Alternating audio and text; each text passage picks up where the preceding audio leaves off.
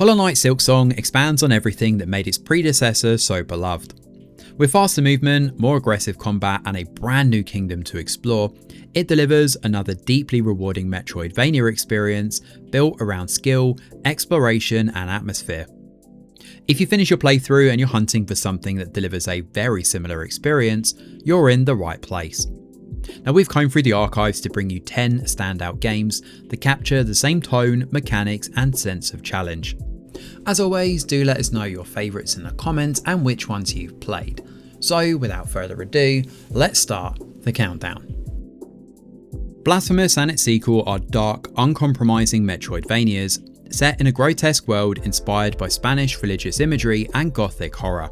From the outset, both games commit fully to their bleak tone, delivering a setting that feels oppressive, unsettling, and deeply memorable. Now, combat here focuses on deliberate, weighty melee encounters, with an emphasis on spacing, timing, and learning enemy patterns. Boss fights are a major highlight of this franchise too, often blending challenging mechanics with striking visual design.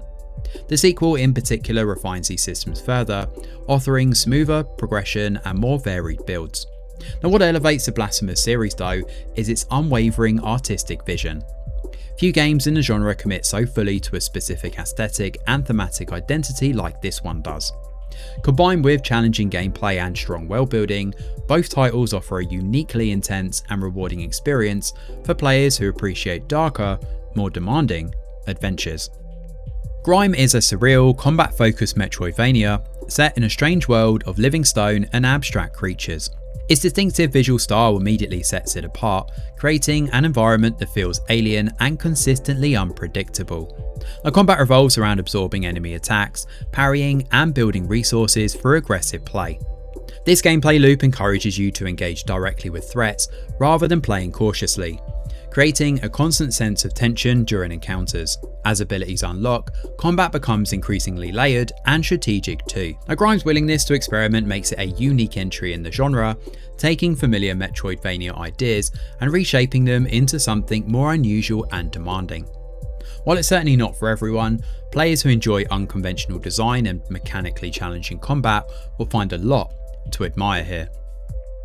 Nine Souls is a visually striking action platformer inspired by Eastern mythology and sci-fi aesthetics. It's an incredibly good game, blending traditional Metroidvania structure with a strong focus on parry-based combat. The hand-drawn art style is gorgeous too, giving a clear identity to the world. The combat places heavy emphasis on timing, rhythm, and precision too. Successful parries are essential in that respect, turning battles into fast-paced exchanges that reward intense focus. Alongside this, exploration and platforming remain central, with new abilities gradually expanding how you'll navigate the world.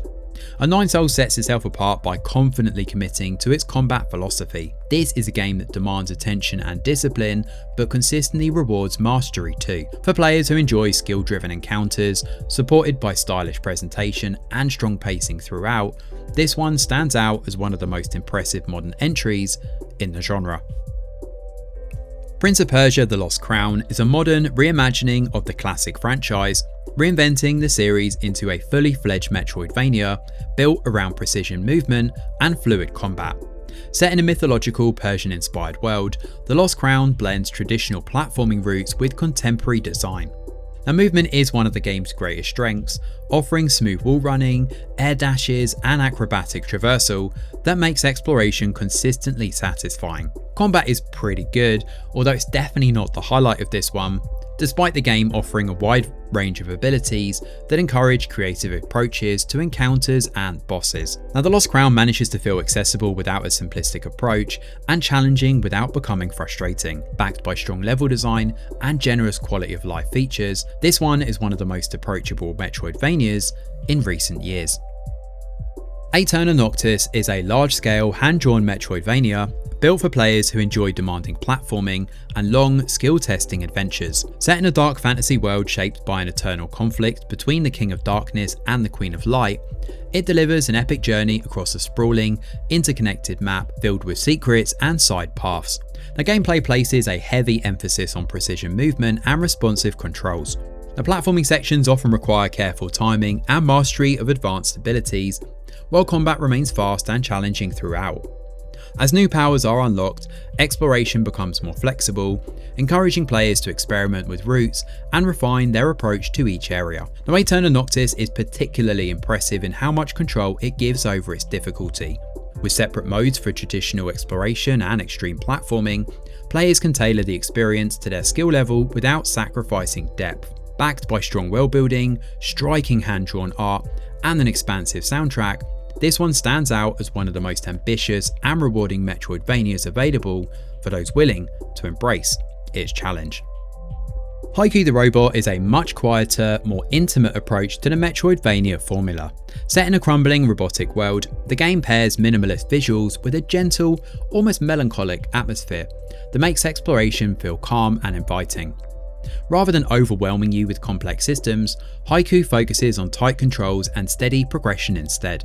New abilities are introduced at a comfortable pace, encouraging backtracking and discovery without ever really feeling frustrating. Combat is simple and responsive too, keeping the emphasis firmly on movement and map design.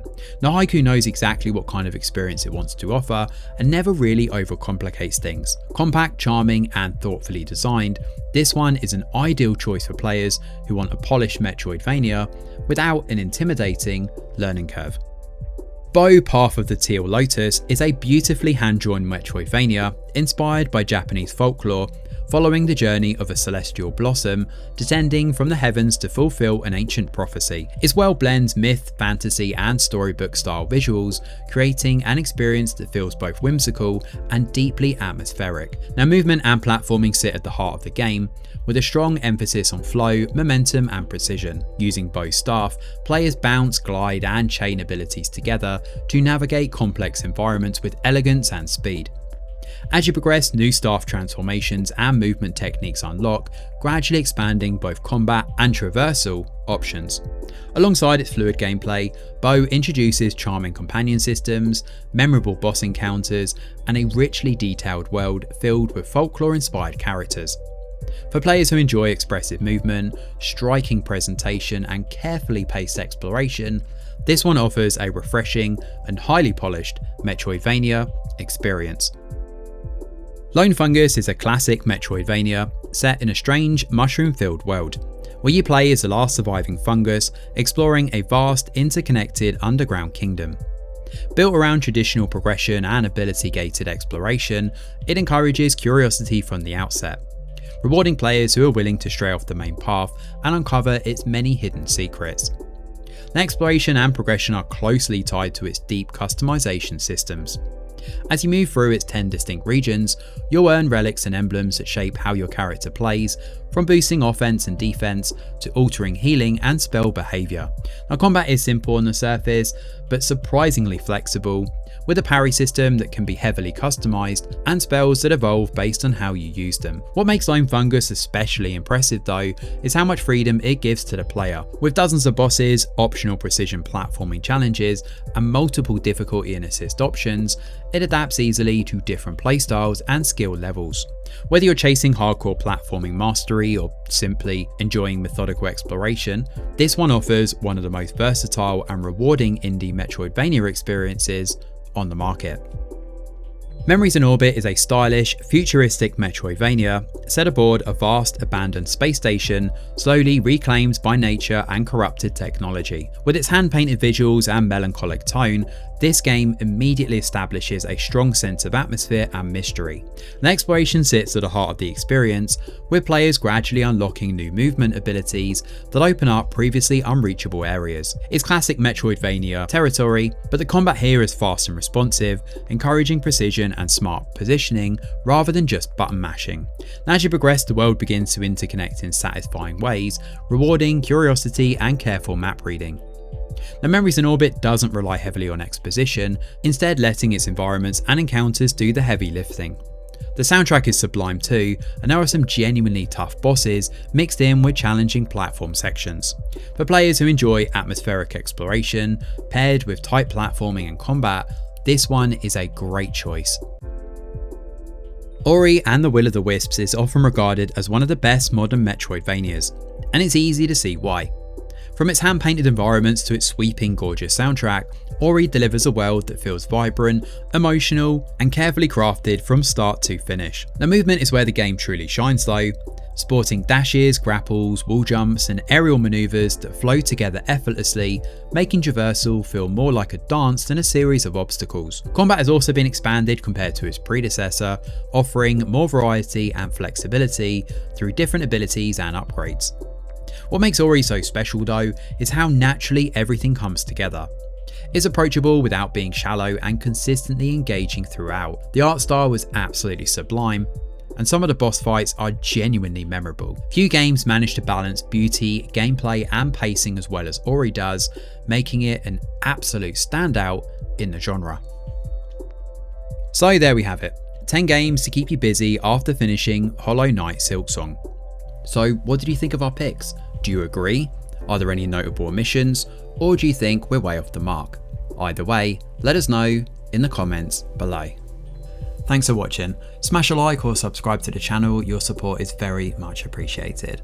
I'm Greg Wheeler, and from all of us over here at The Review Geek, we'll see you on the next video.